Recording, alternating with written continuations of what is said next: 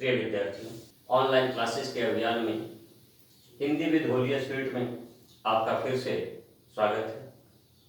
और हम आज फिर प्रारंभ करेंगे व्याकरण के ही प्रकरण को जो कल अधूरा रह गया था।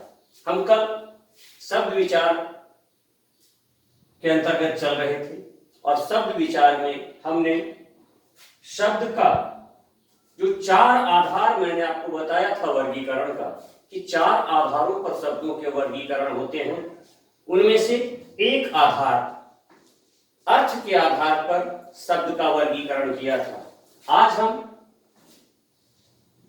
शब्द विचार के अंतर्गत ही दूसरा आधार क्या है? उत्पत्ति के आधार पर।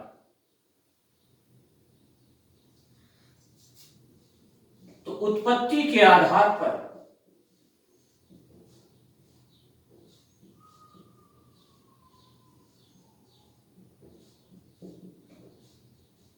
शब्दों का वर्गीकरण देखेंगे। तो हम ये देखें कि उत्पत्ति के आधार पर जब हम बात करते हैं तो उत्पत्ति के आधार पर शब्द के चार प्रकार होते हैं। उत्पत्ति के आधार पर चार प्रकार, जैसा कि कल भी मैंने आपको बताया था। तत्सम,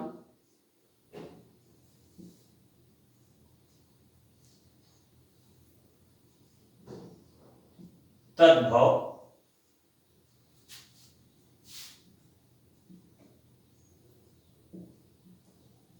देशज और विदेशी।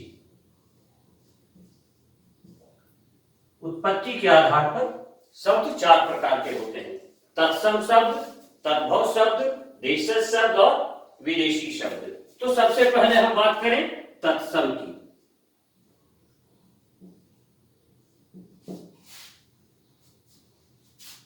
तो इसकी परिभाषा हम इस प्रकार से दे सकते हैं कि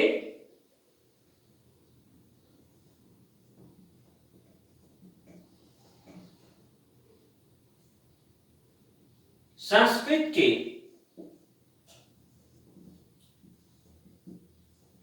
वे शब्द जो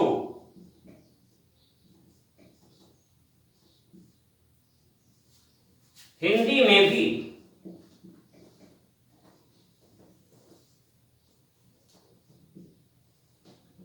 उसी रूप में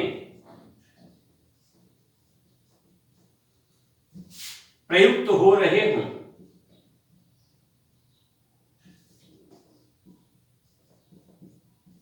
वे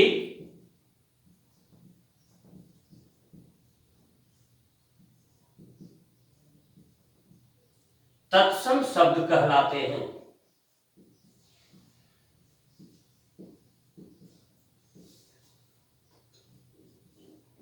अब हम अगर देखें, कल भी मैंने आपसे चर्चा की थी कि तत्सम कैसे बना? तत् धन सम।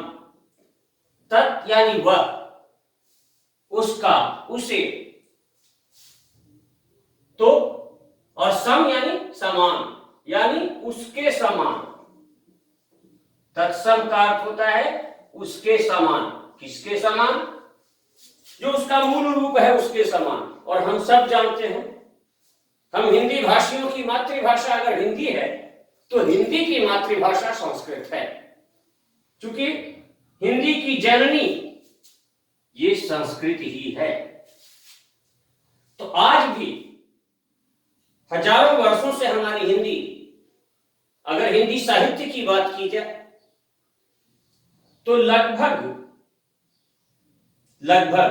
7वीं शताब्दी के मध्यकाल से हिंदी साहित्य की रचना शुरू हो गई है, अपभ्रंश काल से। परंतु उससे हजारों साल पहले कि जन सामान्य की भाषा रही संस्कृत आज भी भारत में समादृत है। आज भी उसके बहुत सारे शब्द अपने मूल रूप में हिंदी में चल रहे हैं। तो संस्कृत के वे शब्द जो हिंदी में उसी रूप में, हिंदी में भी जोड़ दे, बल्कि हिंदी में भी उसी रूप में प्रयुक्त हो रहे हों, वे तत्सम कहलाते हैं। अब जैसे हम देखते हैं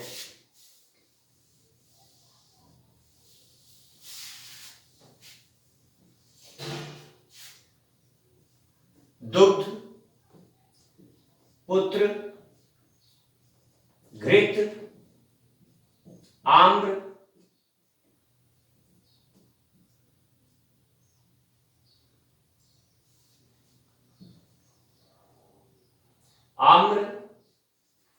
व्याघ्र,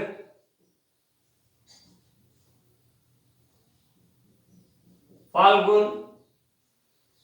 तो ये सब जो शब्द हैं मूल रूप से संस्कृत के शब्द हैं, लेकिन इन शब्दों का इसी रूप में हिंदी में भी प्रयोग होता है अगर, तो ये शब्द तत्सम शब्द है।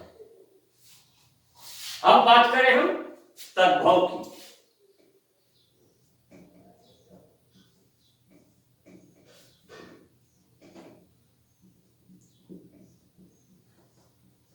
तो तद्भव क्या है?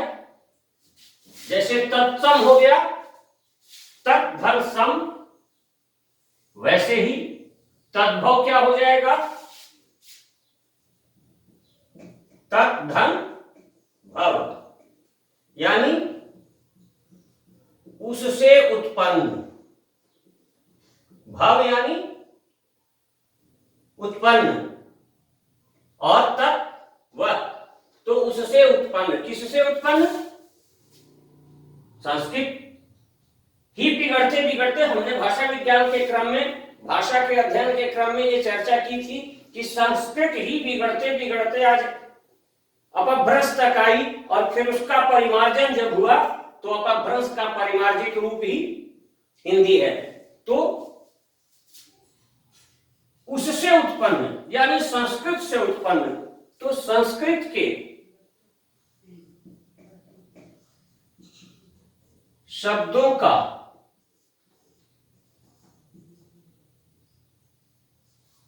विकृत रूप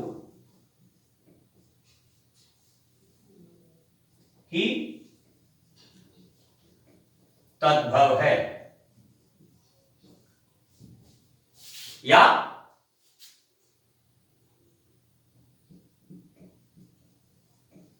संस्कृत के वे शब्द, वे मूल शब्द कहें, वे मूल शब्द जो कुछ विकृत रूप में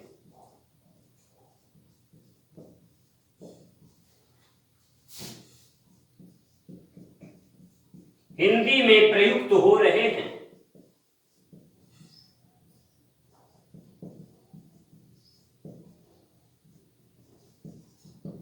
वे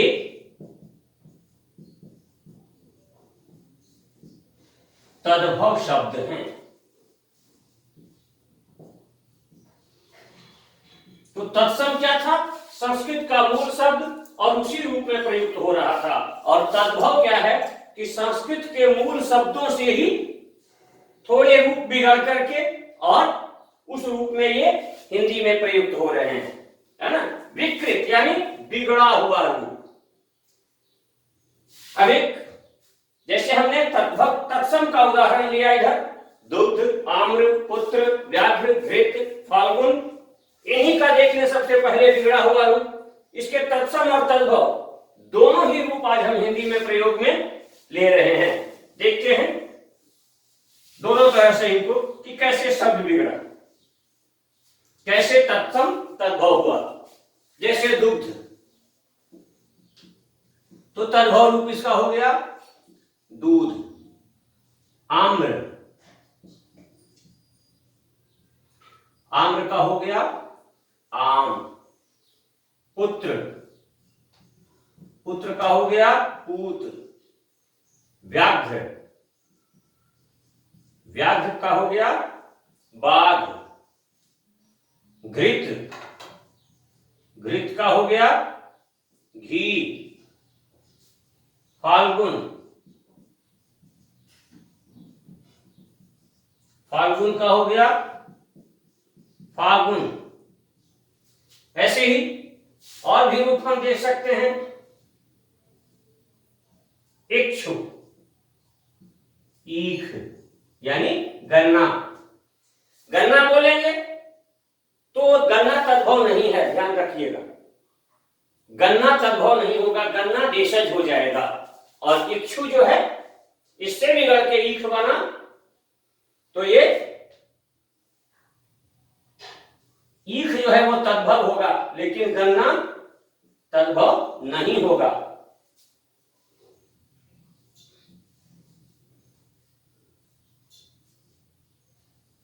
उलूक, उल्लू,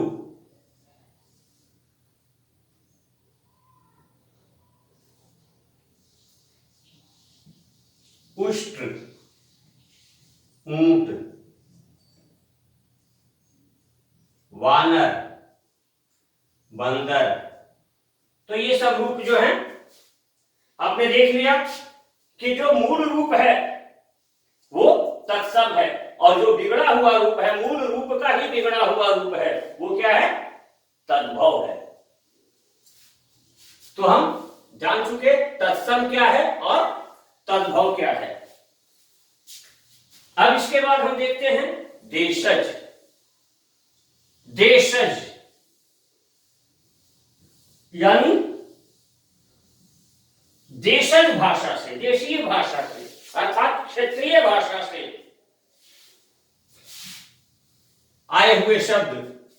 हिंदी क्या है? एक महासागर है जिसमें कई भाषा भारत के अंदर बोली जाने वाली हिंदीतर भाषाएं, या हिंदी के अंदर ही किसी बोली, वैसे हिंदी के अंदर की बोली को हम इसमें नहीं रखें तो ही उत्तम है। जो हिंदीतर भाषाएं हैं, यानी हिंदी से अलग प्रदेश, हिंदी प्रदेशों से अलग प्रदेश की जो भाषाएं हैं, उन भाषाओं के जो शब्द आज हिंदी में धड़ल्ले से घुल मिल कर प्रयुक्त हो रहे हैं, वे देशज शब्द हैं।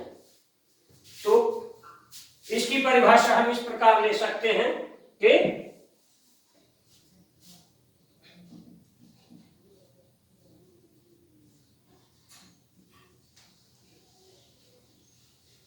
हिंदी या संस्कृत, क्योंकि संस्कृत तो इसकी मूल जननी है,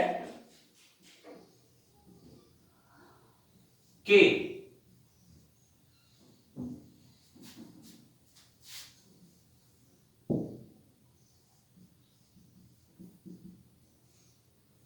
शब्दों के अतिरिक्त या शब्दों के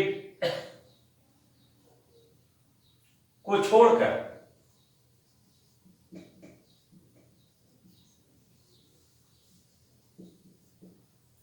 भारत में बोली जाने वाली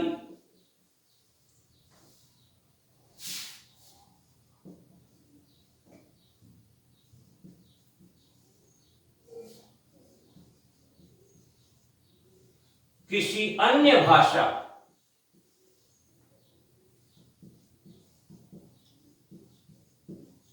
से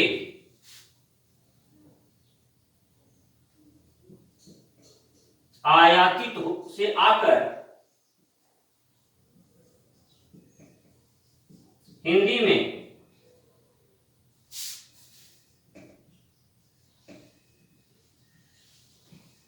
सहज रूप से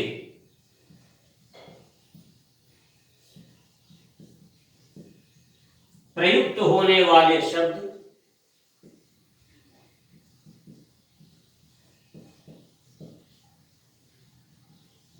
देशज शब्द हैं।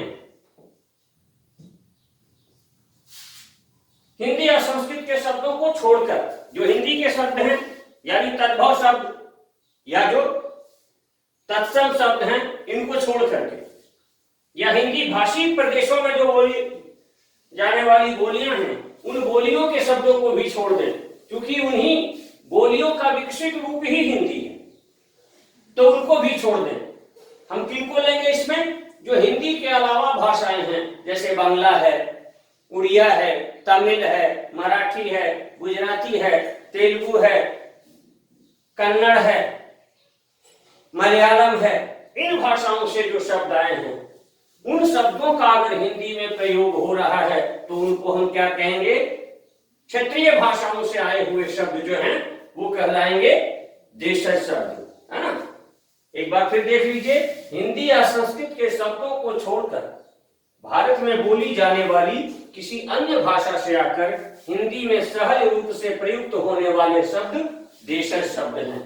अब देशज शब्दों के अंतर्गत हम क्या देखेंगे?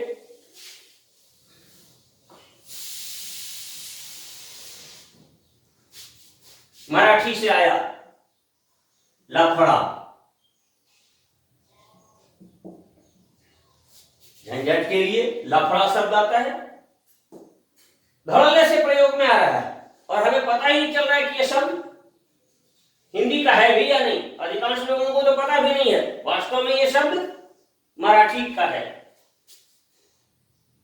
लुंगी तमिल का शब्द है। पिल्ला मलयालम से आया। इसी तरह अरबी, अरबी की सब्जी आप खाते हैं, ये संथाली का शब्द है। तोरू, भिंडी, ये सारे जो हैं ये देशज शब्द है। तोर, अरबी, तोरू, भिंडी, ये सब संथाली के शब्द हैं। घासलेट मराठी का शब्द है।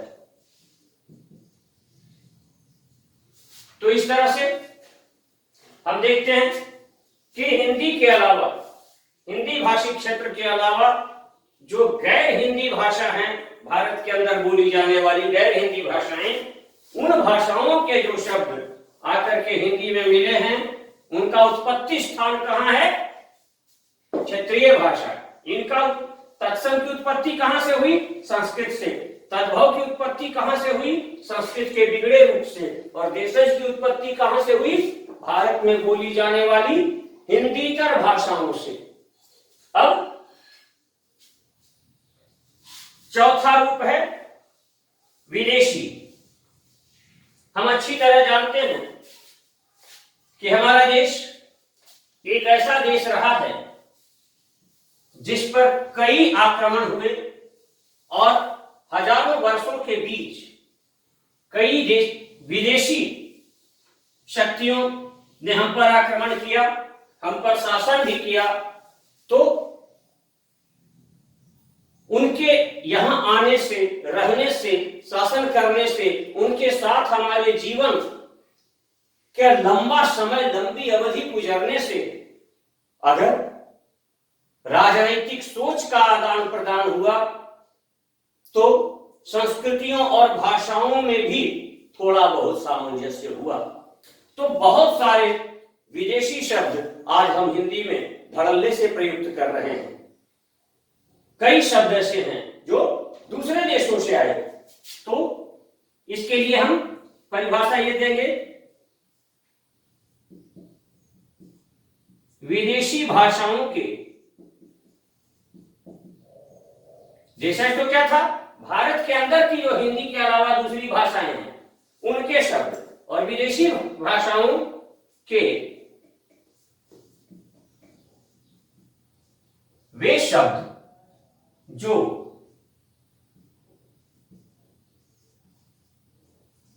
सहज रूप से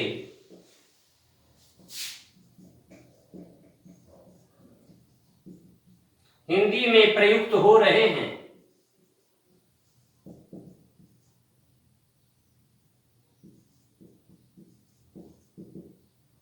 वे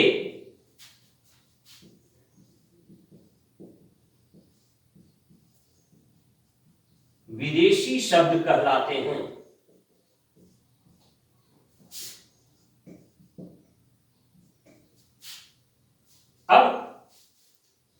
हमारे ऊपर जैसे इस्लामी आक्रमण हुए, तो इस्लामी आक्रमण के साथ अरबी और फारसी भाषा आई। अंग्रेजों का आक्रमण हुआ, डचों का भी हमारे देश के कुछ हिस्सों पर शासन था, पुर्तगालियों का भी शासन था, चीन ने भी हमारे ऊपर काफी वर्चस्व बना के रखा है। चीन का भी कुषाण वंश ने भी हमारे यहाँ शासन किया, और भी देशी विदेशी संस्कृतियों से संपर्क के कारण, या कुछ ऐसे शब्द भी हैं, कुछ ऐसी चीजें जिनका आविष्कार उन देशों में हुआ और वे अपने उसी रूप में, उसी नाम में हमारे देश में भी प्रचलित हो गए। तो विदेशी भाषाओं से जो शब्द आए और हिंदी में धड़ल्ले से प्रयुक्त हो रहे हैं, उन शब्दों को हम क्या कहेंगे? विदेशी शब्द कहेंगे। जैसे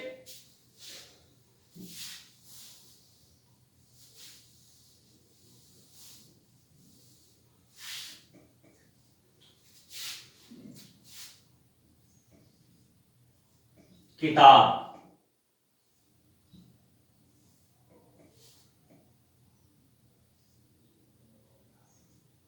दर्जी,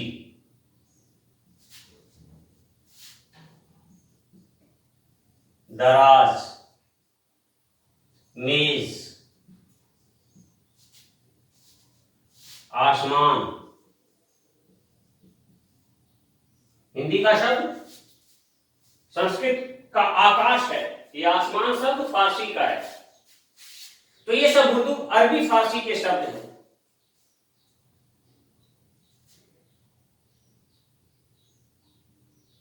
अब अंग्रेजी आदि से भी टेबल,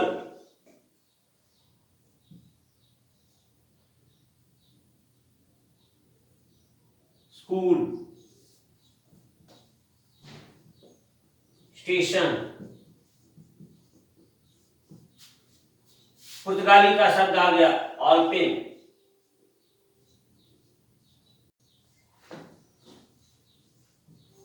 बम, बारूद, ये सब डच भाषा के शब्द हैं। चीनी भाषा से आ गया चाय, जापानी से रिक्शा। ऐसे कई भाषाओं से, विदेशी भाषाओं से जो शब्द भारत में आकर के और हिंदी के साथ घुल मिल गए और आज इतने धड़ल्ले से प्रयुक्त हो रहे हैं इस महासागर में, हिंदी के महासागर में, वो ऐसे मिल गए कि हम लाख चाहे कि हम तत्सम शब्दों में बात करें, हिंदी के तद्भव शब्दों में बात करें, फिर भी कोई ना कोई शब्द देशज या विदेशी भाषाओं के निकल ही जाते हैं। बहुत सारे ऐसे शब्द हैं जिनका हम धड़ल्ले से प्रयोग कर रहे हैं। तो और इनकी उत्पत्ति कहां से हुई? विदेशी भाषाओं से। तो उत्पत्ति के आधार पर शब्द के 4 भेद माने गए, तत्सम, तद्भव, देशज और विदेशी। लेकिन इन 4 प्रामाणिक भेदों के अलावा एक 5वां भेद भी हम स्वीकार कर सकते हैं, और वो है संकर शब्द।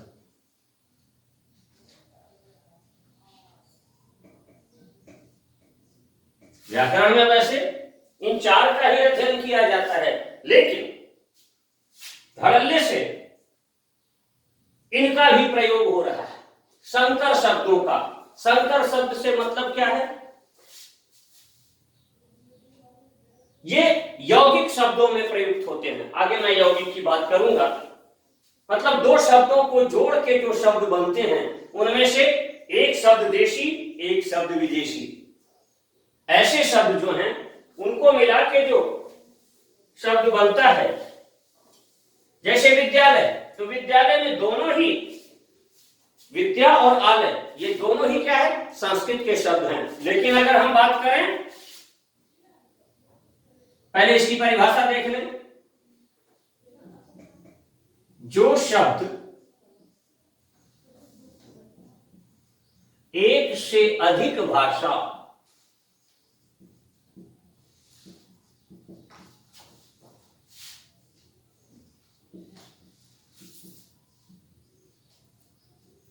के शब्दों के योग से बना हो।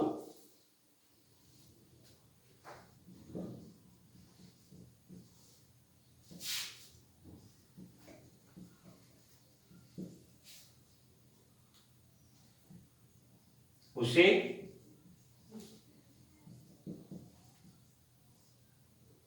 संकर शब्द कहते हैं।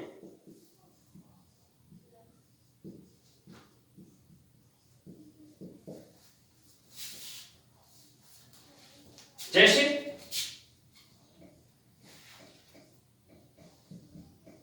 रेलगाड़ी। अब रेलगाड़ी में क्या है? रेल अंग्रेजी का शब्द है और गाड़ी देशज शब्द। तो यहां पर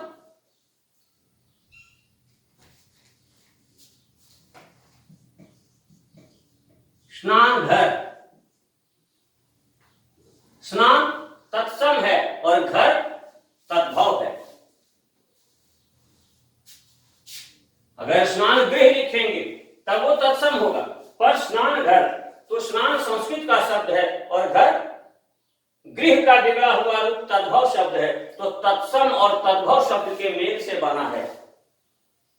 तो यहां पर ये शब्द जो हैं इनको हम संकर शब्दों की श्रेणी में रखेंगे। तो आप अच्छी तरह समझ गए कि उत्पत्ति के आधार पर शब्दों के मुख्य चार भेद हैं, चार रूप हैं, तत्सम, तद्भव, देशज और विदेशी। लेकिन हम एक पांचवें शब्द की स्थिति से भी इनकार नहीं कर सकते, इसके पांचवें रूप की स्थिति से भी इनकार नहीं कर सकते। इसका पांचवा रूप है संकर, जिसमें एक से अधिक भाषा के शब्दों का योग होता है। तो आप अच्छी तरह समझ गए होंगे उत्पत्ति के आधार पर शब्दों का वर्गीकरण, शब्दों के रूप। अब हम देखते हैं तीसरी स्थिति।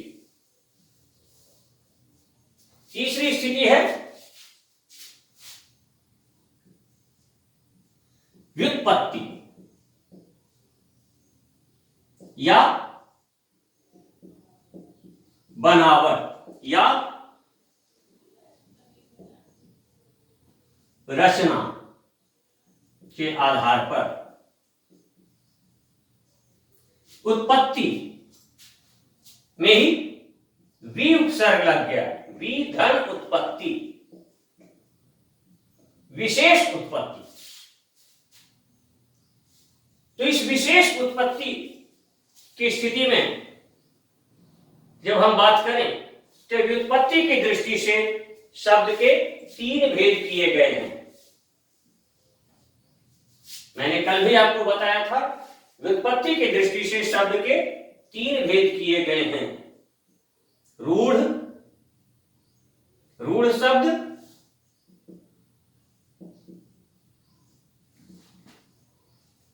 यौगिक शब्द और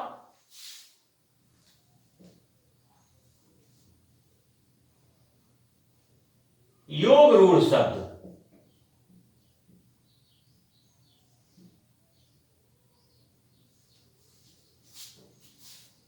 व्युत्पत्ति की दृष्टि से शब्द के तीन भेद हैं, रूढ़, यौगिक और योग रूढ़। तो रूढ़ क्या है? सबसे पहले हम जाने रूढ़ शब्द की परिभाषा।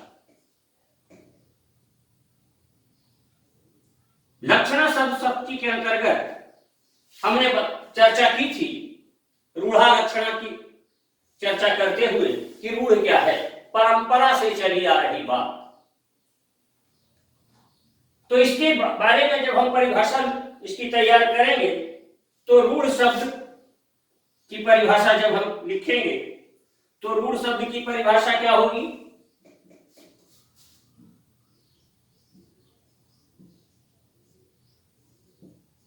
जिन शब्दों के खंडों का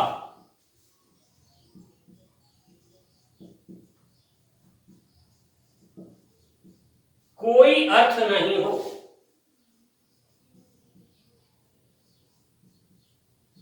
किंतु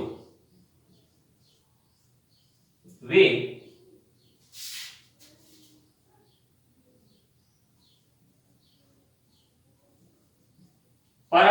से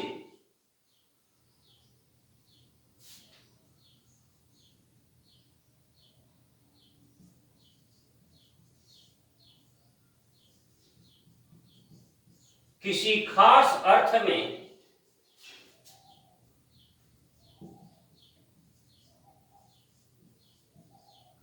प्रयुक्त हो रहे हों,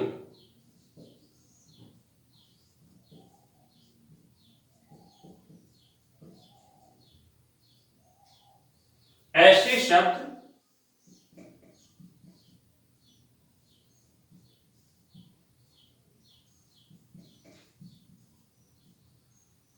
रूढ़ शब्द कहलाते हैं।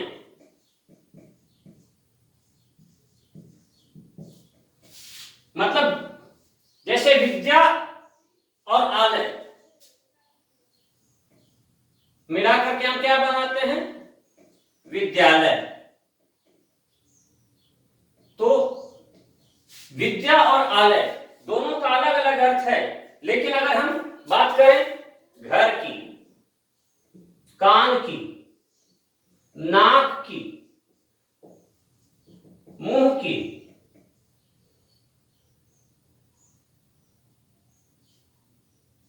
लोटा की, तो इसका कोई अर्थ नहीं निकलता अगर टुकड़ा करते हैं तो। जैसे हम बात करें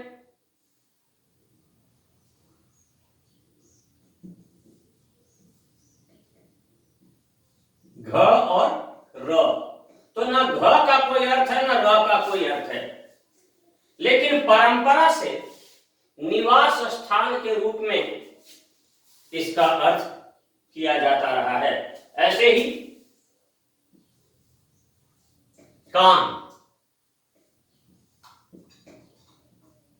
तो इसका क्या हो गया? का धन न। इसमें भी दोनों में से किसी से कोई अर्थ नहीं निकल रहा है। ऐसे ही ना धन क, मुंह धन ह,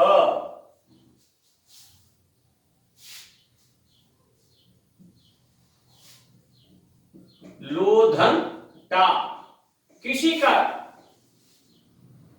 भी खंड का कोई अर्थ नहीं निकल रहा है, लेकिन जब दोनों को मिला देते हैं तो दोनों मिलकर के अर्थ दे रहे हैं। और आज इन सब का अर्थ है, पर क्यों है हमें नहीं मालूम।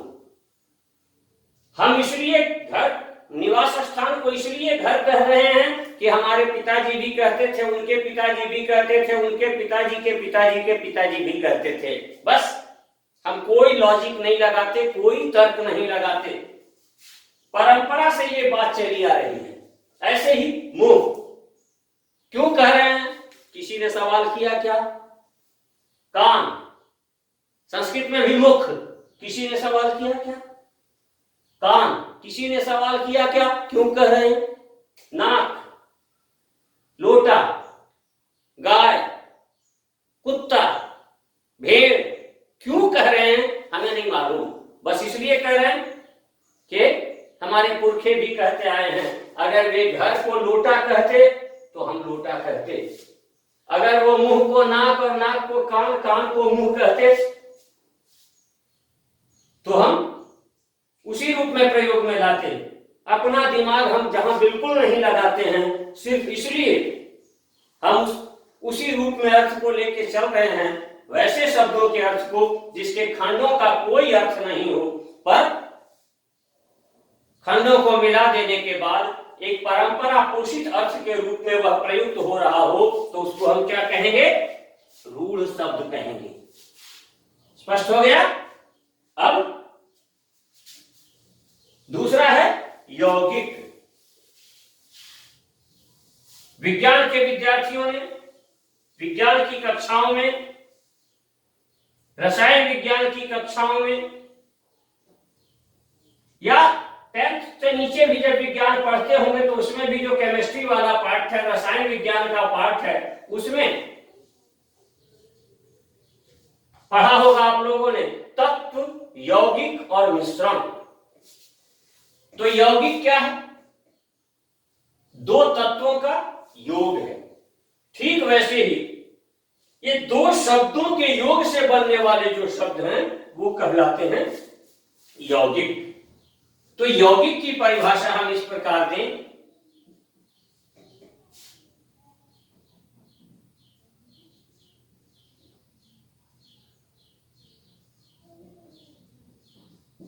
जिन शब्दों के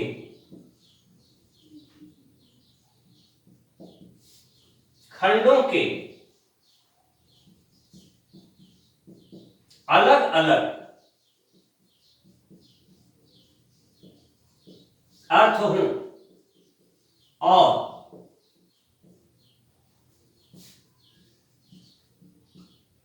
जब उनको मिला दिया और यदि उन्हें मिला दिया जाए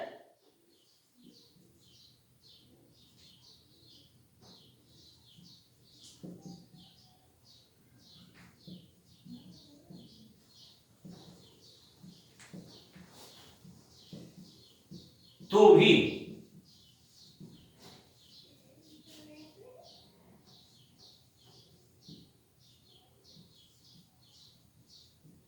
उन्हीं शब्दों से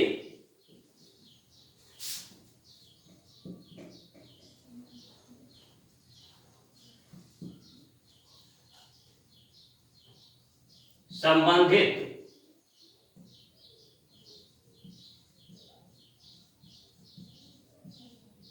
अर्थ व्यक्त करते हो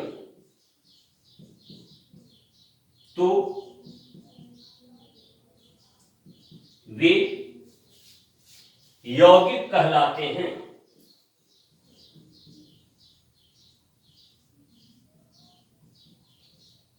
ऐसे शब्द क्या कहलाएंगे? यौगिक कहलाएंगे। मतलब दो शब्दों को मिला दिया, उससे एक शब्द बना लिया हमने, तो उन दोनों को अलग अलग करते हैं तो भी और मिलाते हैं तो भी उसी से संबंधित अर्थ देने वाला है। जैसे हम देखते हैं विद्याधन आलय, मिला के क्या हो गया? विद्यालय।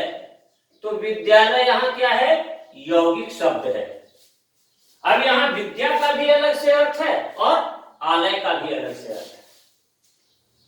आलय यानी स्थान, घर, वह स्थान जहां विद्या प्रदान की जाती हो वो क्या है? विद्यालय। ऐसे ही पाठधनशाला, तो क्या हो गई? पाठशाला।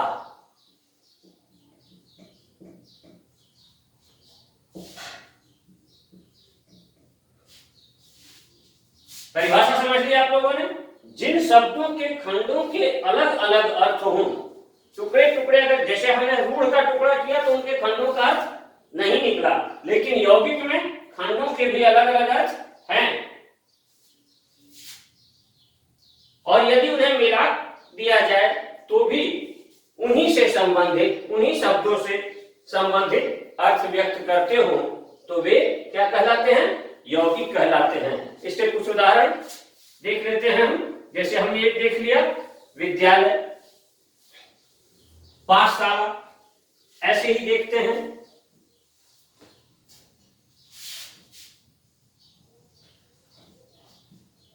हवन सामग्री,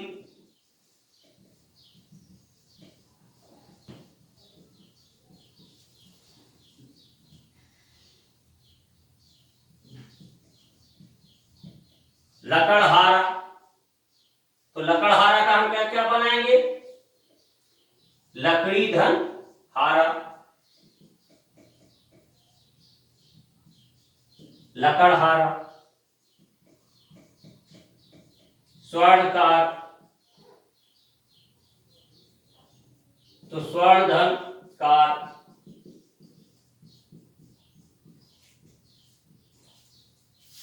तो ढेर सारे ऐसे शब्द हैं, हजारों की संख्या में, लाखों की संख्या में ऐसे शब्द हैं जो यौगिक हैं, जो मतलब जिनके खंडों का अर्थ होता है और उनको हम जब मिला देते हैं तो भी उसी से संबंधित अर्थ देते हैं। अब हम बात करें व्युत्पत्ति की दृष्टि से शब्द के तीसरे भेद की, योग रूढ़ शब्द। अब योग रूढ़ ये ऐसे शब्द हैं जो यौगिक भी हैं और रूढ़ भी हैं। इन दोनों के लक्षण जिन शब्दों में मिलते हो, यानी उनके टुकड़ों का अर्थ भी होता है, तो यौगिक हो गए, और उनको मिला दिए तो उसका ऐसा अर्थ होता है जो सामान्य अर्थ, जैसे विद्याधन आगे विद्यालय, तो उसी से संबंधित अर्थ निकल गया, नहीं, उससे संबंधित होता हुआ भी वह परंपरा से किसी खास के लिए प्रयुक्त हो रहा है। तो सबसे पहले हम योग रूढ़ की परिभाषा देख लेते हैं।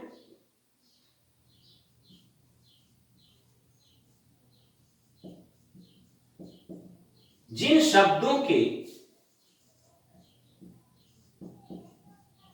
खंडों के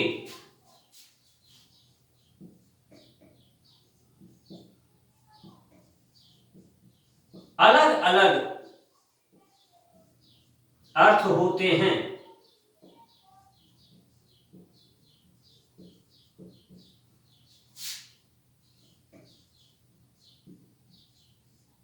किंतु जब उन्हें मिला दिया जाता है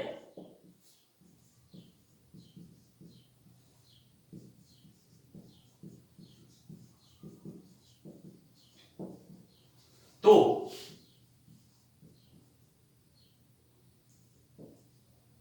वे किसी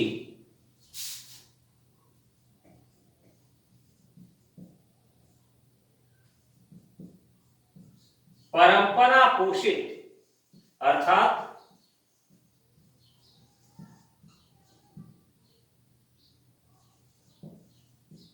रूढ़ अर्थ में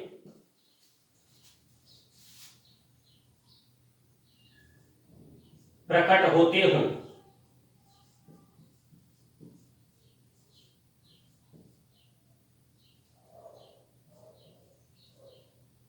या यूं कह लें, रूढ़ अर्थ देते हों,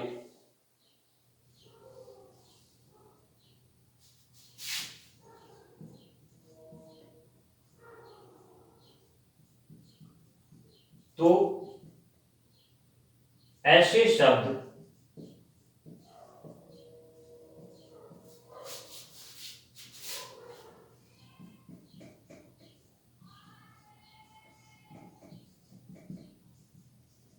योग रूढ़ शब्द कहलाते हैं।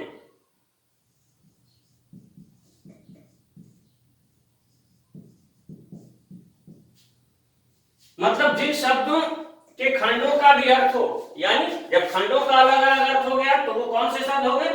यौगिक हो गए। लेकिन जब उनको मिलाते हैं तो सीधा सीधा अर्थ नहीं देकर के कोई ऐसा अर्थ देते हैं जो खास, किसी खास के लिए, एक ही तरह की कई हैं पर सबके लिए नहीं प्रयुक्त होकर के किसी खास के लिए प्रयुक्त हो रहा हो, यानी रूढ़ अर्थ में प्रयुक्त हो रहा हो। मान लिया परंपरा से हमने कि वो ऐसे हैं।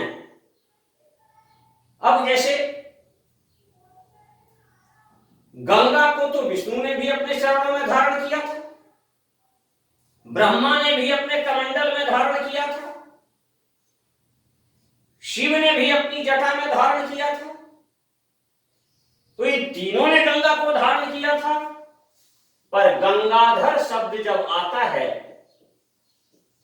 गंगाधर धर, अगर इस गंगाधर का हम संधि विच्छेद करें, इस, हालांकि यहां संधि नहीं है, संयोग है, लेकिन इन खंडों को अगर हम अलग करें तो गंगाधर धर, गंगा को धारण करने वाला है जो, तो विष्णु ने भी चरणों में धारण किया था, ब्रह्मा ने भी कमंडल में धारण किया था और शिव ने भी जटा में धारण किया था। तो तीनों ने गंगा को धारण किया था, पर गंगाधर किसके लिए प्रयुक्त होता है? शिव के लिए प्रयुक्त होता है। इसी तरह से हम देखते हैं गिरिधर करने वाला है जो, गिरि और धर, किसके लिए प्रयुक्त होता है? कृष्ण के लिए। जबकि हनुमान ने भी तो गंधमादन पर्वत उठाया था, कृष्ण ने तो जिस गिरधर को उठाया था, जिस गोवर्धन पर्वत को उठाया था, वो गोवर्धन पर्वत क्या था?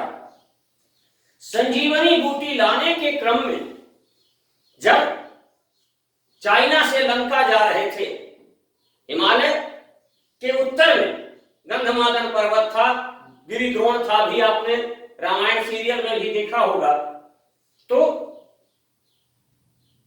वो स्थान आज कैलाश पर्वत से भी उत्तर यानी चाइना में है। तो चाइना से लंका तक लेके गए जिस पहाड़ को, और फिर लंका से चाइना छोड़ के आए, तो लाने ले जाने के क्रम में उसी पहाड़ की एक चट्टान खिसक गई थी और वो गोकुल के पास ब्रज में गिर गई, और वही पर्वत गोवर्धन, वही चट्टान गोवर्धन पर्वत के नाम से प्रसिद्ध हुआ।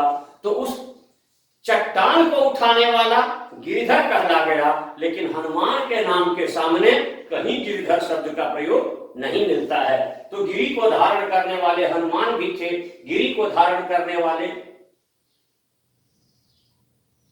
कृष्ण भी थे, पर गिरिधर शब्द कृष्ण के लिए प्रयुक्त हो रहा है। तो यहां पर हम कुछ उदाहरण देखते हैं योग रूढ़ के। दो तो हमने देख लिया, गंगाधर, गिरिधर।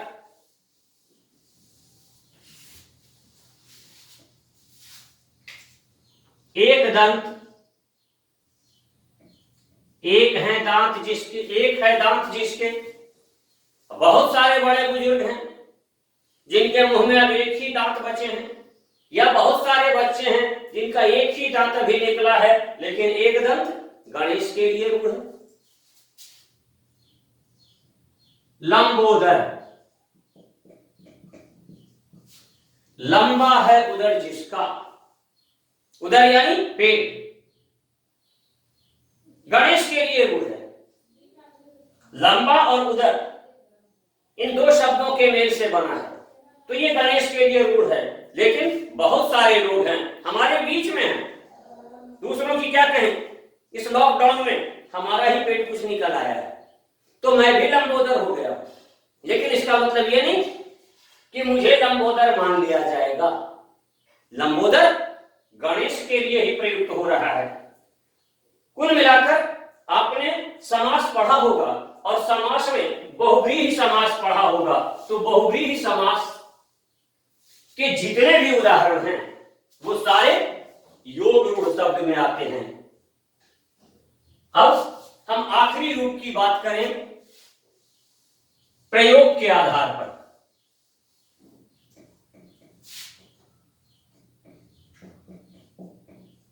शब्द का अध्ययन, वर्गीकरण प्रयोग के आधार पर दो रूपों में किया गया है। मैंने चर्चा की थी व्याकरण के अध्ययन की शुरुआत के दिन में ही, जब मैंने व्याकरण को 3 भागों में बांटा था, वर्ण विचार, शब्द विचार और वाक्य विचार, और मैंने उस क्रम में एक 4 भागों वाला भी रूप दिखाया था आपको, जिसमें पद विचार भी जुड़ा हुआ था। और मैंने बताया था कि शब्द और पद एक में ही समाहित हैं, हालांकि शब्द और पद में थोड़ा सा अंतर है कि वर्णों का सार्थक समूह क्या है, शब्द है, लेकिन वही शब्द जब वाक्य में प्रयोग की क्षमता प्राप्त कर लेता है तो वह पद हो जाता है। जैसे मान लीजिए शब्द है राम, जयपुर और जाना क्रिया है और है,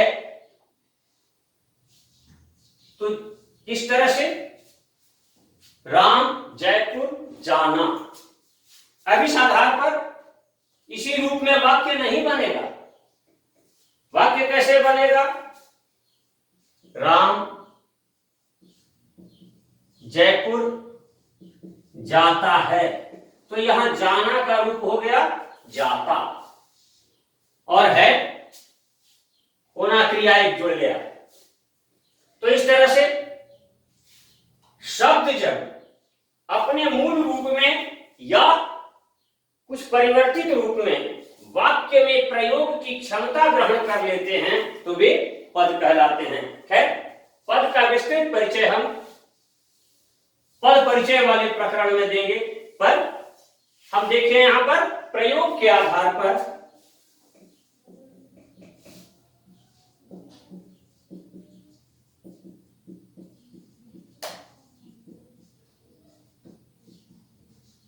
शब्द के भेद। तो प्रयोग के आधार पर शब्द के दो भेद होते हैं, विकारी और अविकारी। विकारी वे शब्द हैं या वे पद हैं जिनका वे शब्द या पद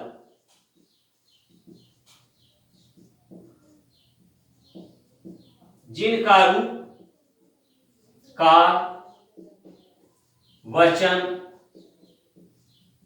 लिंग,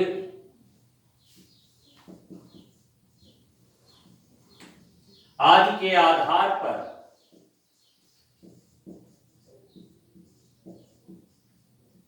परिवर्तित हो सके वे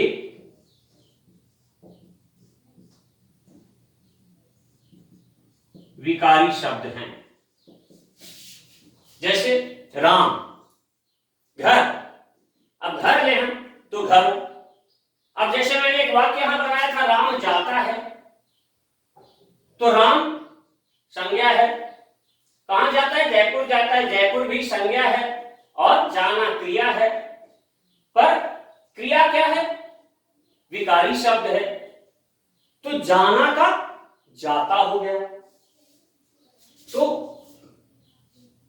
यहां पर हम देखते हैं कि जिनका रूप, काल, वचन, लिंग आदि के आधार पर परिवर्तित हो सके वे विकारी शब्द हैं।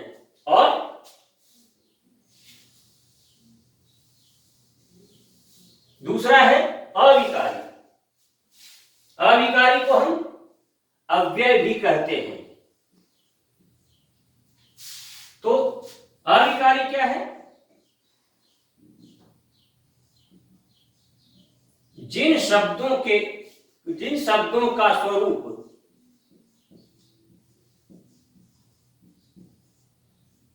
किसी भी परिस्थिति में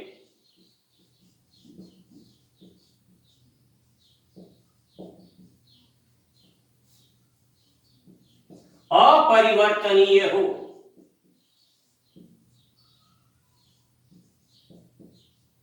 वे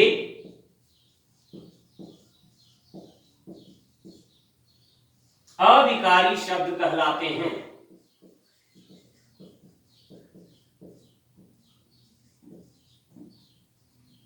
या इनको हम अव्यय भी कहते हैं। जैसे यथा, प्रति, अनु, ये सब जो उपसर्ग हैं, जो, जहां, कौन, कहां, इनका कोई रूप नहीं बदल सकता। तो ऐसे शब्द जो हैं वे अव्यय या अविकारी शब्द हैं, जिन पर न तो काल का असर होता है, न वचन का असर होता है, न लिंग का असर होता है।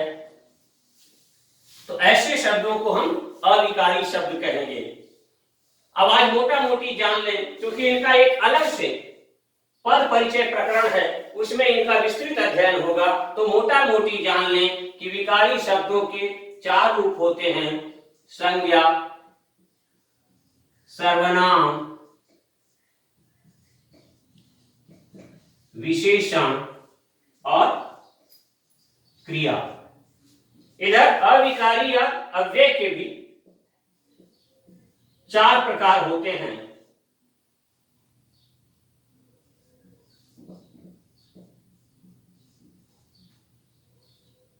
क्रिया विशेषण,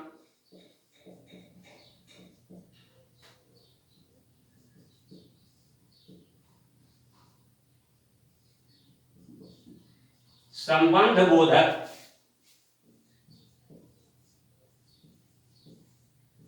समुच्चय बोधक और